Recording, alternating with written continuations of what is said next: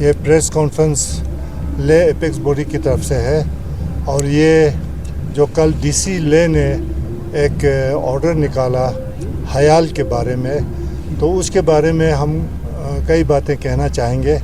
पहले तो हमें ये लगता है कि ये कोई आज की बात नहीं है, ये कितने सालों से हयाल का काम वहाँ चल रहा है, तो तब तक कोई ऑब्जेक्शन नहीं था। और इनकी तरफ से जब हमने इनसे पूछा तो कि इन्होंने लीज़ के लिए कई नोटिस दिए, ये एडमिनिस्ट्रेशन की गलती है कि क्यों नहीं लीज़ के जो कागजात हैं वो ठीक नहीं किया। तो हमें ये लगता है ये विच हंट है, खामखा तंग करने के, लोगों को डराने की का एक साजिश लगता है, जो कि सोना वांगचुक हमारा एक एक्टिव मेंबर है, तो ये बहुत वोकल है और नेशनल और इंटरनेशनल लेवल पर भी ये लद्दाख के लोगों के राइट्स के बारे में बोलता है। तो इनका आवाज़ दबाने का एक तरीका हमें लगता है, लेकिन ऐसी बातों से हम घबराने वाले नहीं हैं। शायद इनका ये सोचना है कि एक एक करके हम सबको इस दबा के लद्दाख के लोगों के आवाम का आवाज़ दबाना चाहेंगे, तो वो होगा नहीं। तो इसलिए हम जो भी जिन लोगों ने इसको निकाला है, जिन लोगों का इसके पीछे सोच है, वो गलत सोच रहे हैं। अगर ऐसी बातों से लद्दाख के लोगों का आवाज़ दबाना चाहेंगे तो वो गलत फहमी में है। तो हम जो भी ऐसा कदम किसी हमारे मेंबर के ऊपर गवर्नमेंट उठाता है, हम उसके ख़िलाफ़ सब इकट्ठे होकर पूरा लद्दाख हम खड़ा हो जाएंगे और हमारा पूरा लीडरशिप इनके साथ है। तो मैं दूसरे मेरे मेंबर से रिक्वेस्ट करूंगा कि वो बताएं, अपनी बात रखें। जी, तो मैं थोड़ा सा आप लोगों को इत्तला करूं कि ये है क्या हयाल अल्टरनेटिव यूनिवर्सिटी। दरअसल हयाल अल्टरनेटिव यूनिवर्सिटी 2017-18 में फ्यांग वैली में जब हम पानी के समस्याओं का समाधान ढूंढ रहे थे, आइस स्तूपा वगैरह बना के, तो परम पावन डिगुंग्स क्यापगोन छेत्सांग रिम्पोचे जी की मंशा थी कि ऐसे सॉल्यूशंस जैसे पानी के हो या फिर एनवायरनमेंट के हो, सर्दियों में सोलर एनर्जी यूज़ करना, ये इसको बाज़ाब्ता कायदे से पढ़ाया जाना चाहिए एक यूनिवर्सिटी या अल्टरनेटिव यूनिवर्सिटी की तरह। तो उनके इच्छा अनुसार, और उस समय के लद्दाख ऑटोनमस हिल डेवलपमेंट काउंसिल के जो चेयरपर्सन थे डॉक्टर सोनम दावा, उन्होंने बहुत इसमें सहयोग दिया। उनके इनिशिएटिव्स के वजह से इसका लैंड अलॉटमेंट लीज़ पर हुआ 2018 में। तो ये ऐसे हमारे दिग्गज बड़े नेताओं के मंशा अनुसार हमने उसे चलाने का, उसके लिए काम करने का ज़रूर आगे हम आए।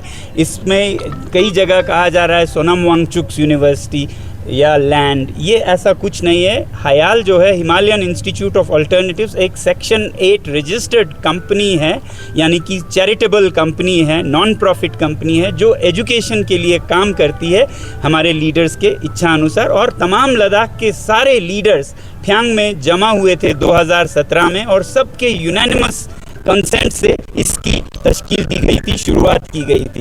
तो जैसा मैंने कहा 2018 में ही हमें अलॉटमेंट का लेटर उनसे आया था, और उसमें बेशक कंडीशंस थे कि ये सेड पर्पस के लिए यूज़ होना चाहिए और इसका लीज़ 1 साल के अंदर भरना चाहिए, वरना ये रद्द होगा।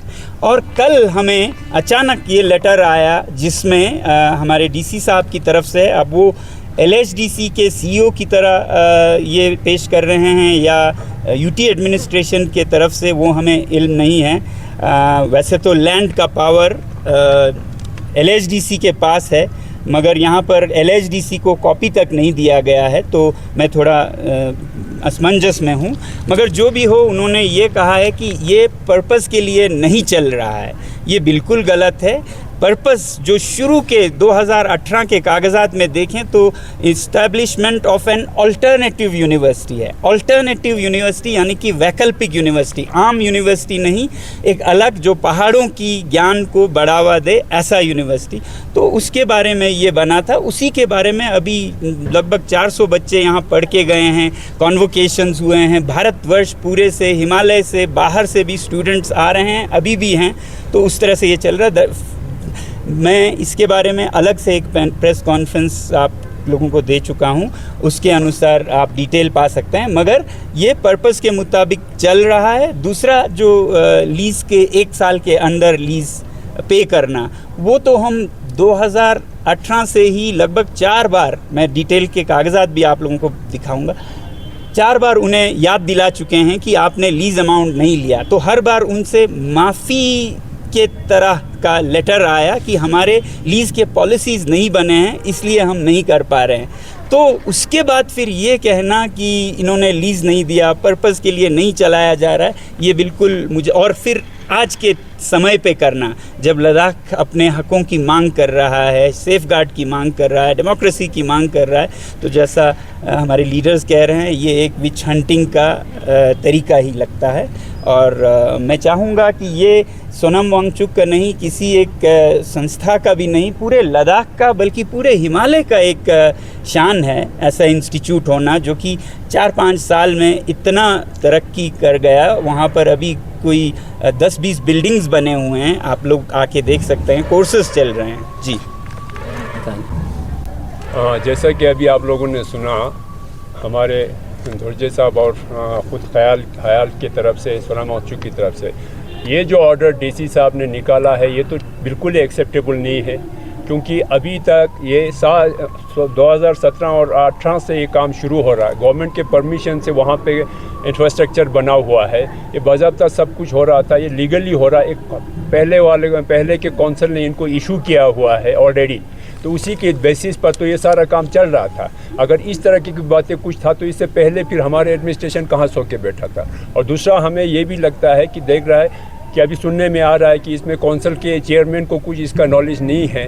अगर वो नहीं है तो फिर हम ये समझते हैं कि ये तो बिल्कुल ही कौंसिल के एक्ट का वायलेशन हो गया। CEO विदाउट CEC के इंस्ट्रक्शन के बगैर इस तरह के ऑर्डर कैसे इशू कर सकते हैं?